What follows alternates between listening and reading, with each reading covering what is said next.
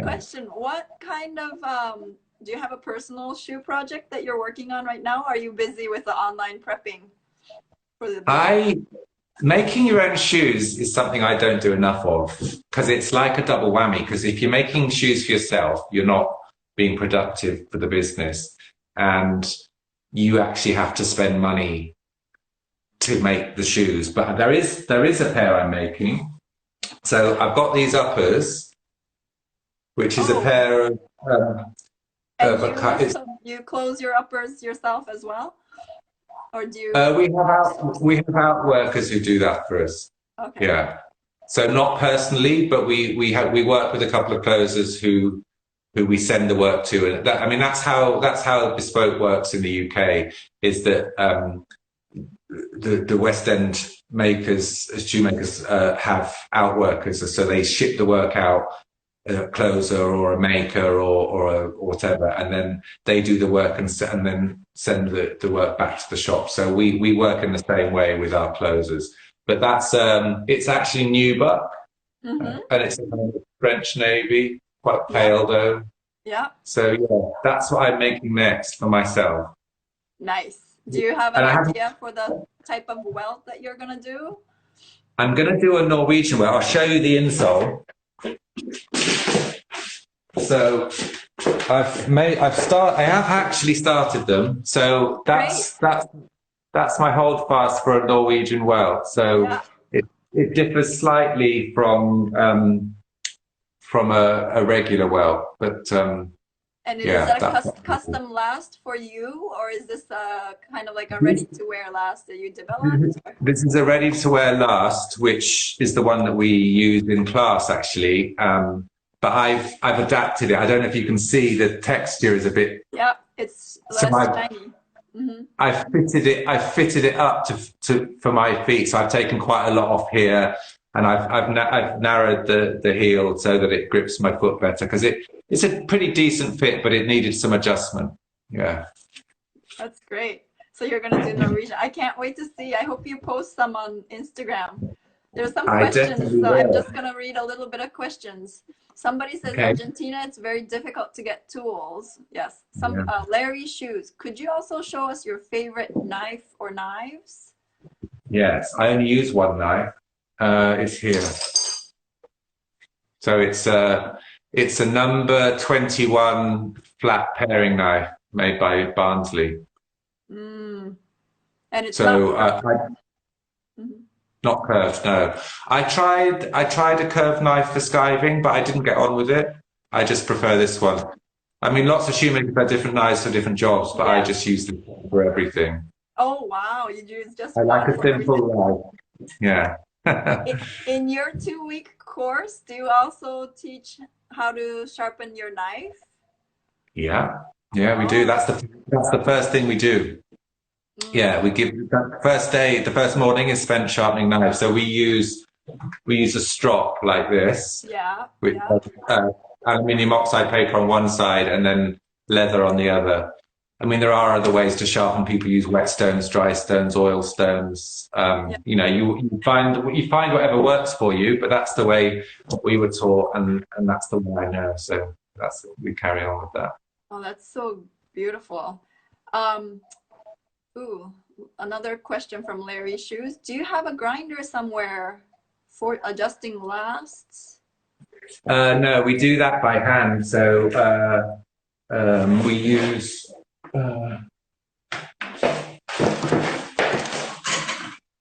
this tool, which belonged to Deborah's father, and she found in his shed, which is rather nice. And then we use just other surf forms and rasps.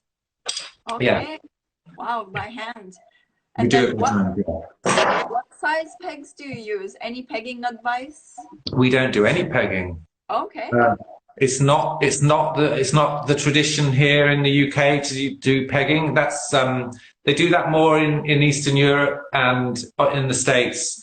But when we're building heels, we use nails and paste. So nails and paste. I mean, both work perfectly well. And I would actually like to try pegging one day, but I've never done it.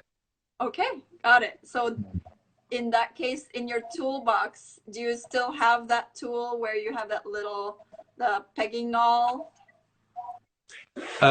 We use a nail punch. A nail punch, you call it, yeah.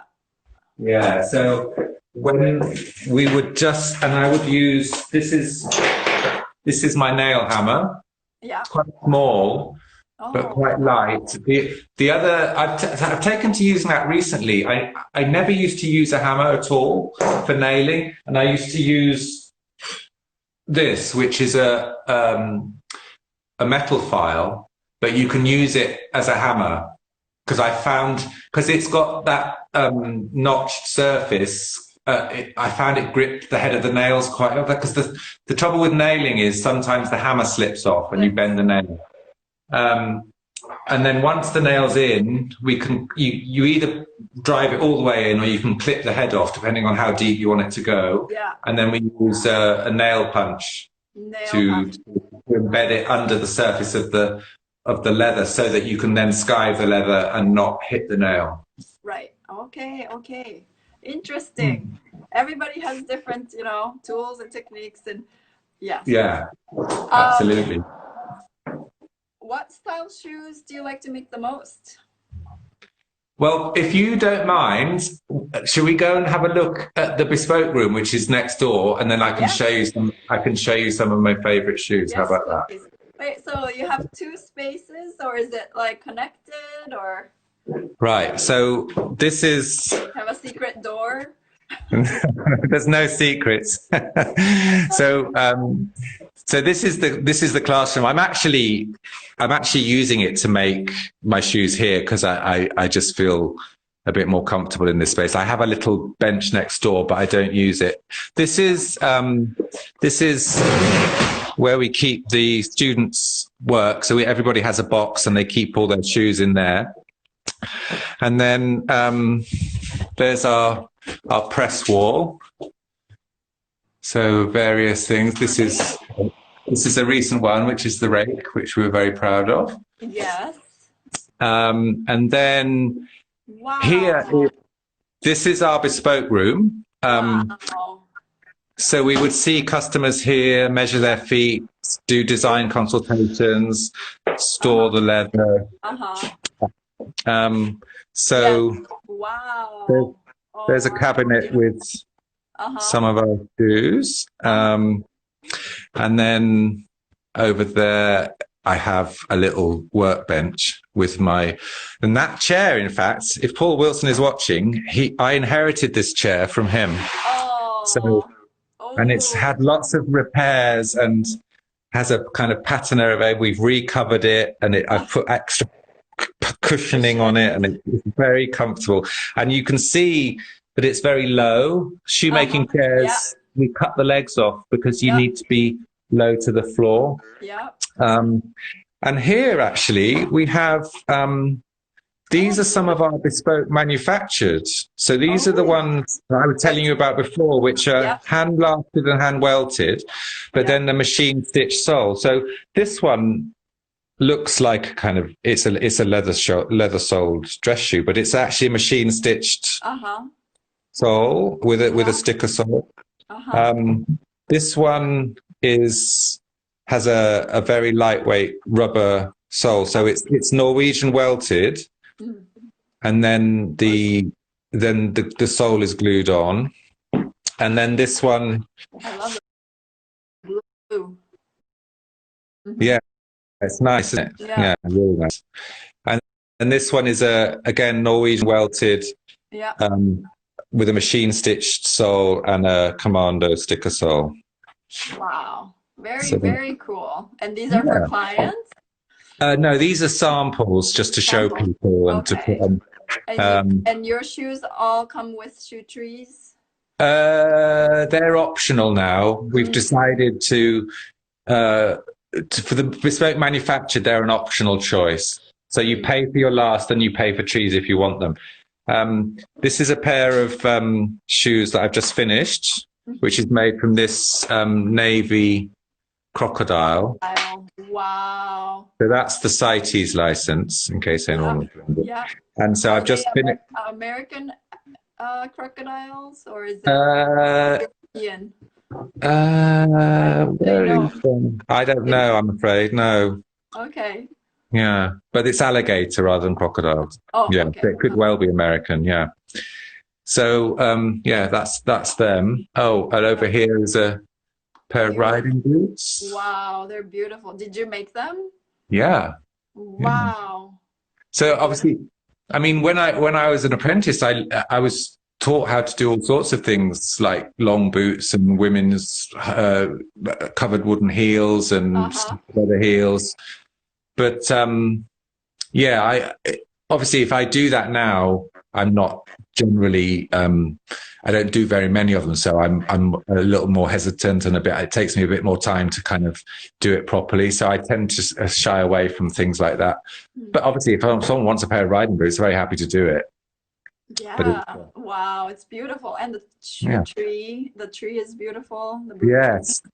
Those are made by Steve Lowe, who is who you know. Yes, Steve Lowe and Dominic. Yeah. Who teach glass making and make trees. That's in fact, these trees are really lovely. Hang on, because they're like a puzzle. So there's 4 pieces to them. They're very beautiful. They're beautiful. Yeah, and I'm getting comments that from probably your former students. Haven't seen the bespoke room ready. It looks amazing. Yeah, thank you. And Mad Taylor Leather says Paul, his chair in New York looks the same with a Oh, really? Maybe there's a theme there. Yeah.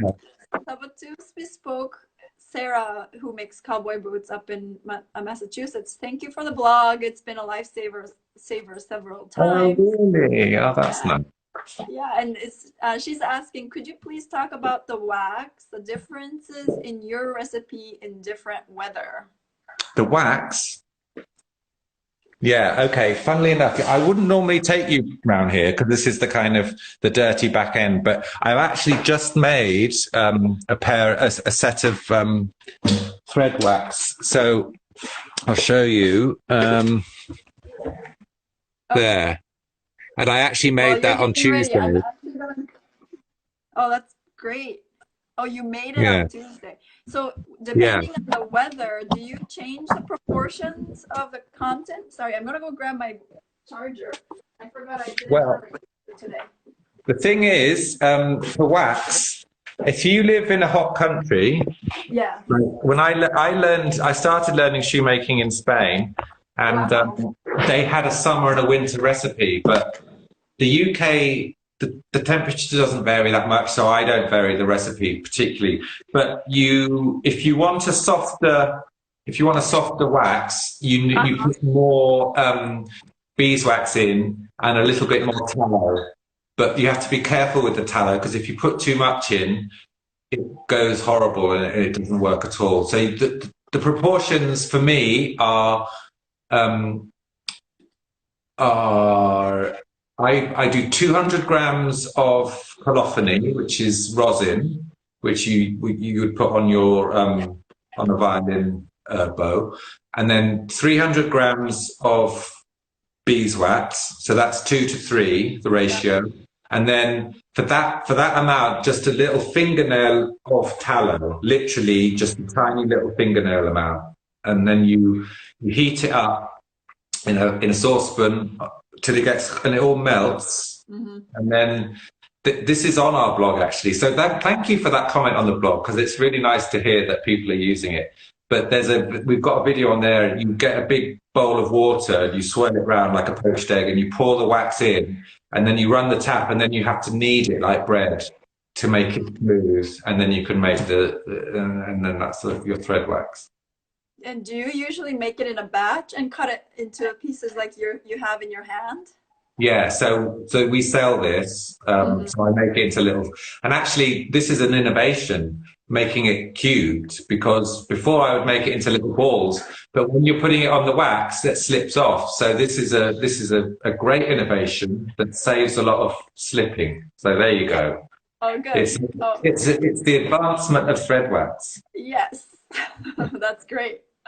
Thank you. Thank you.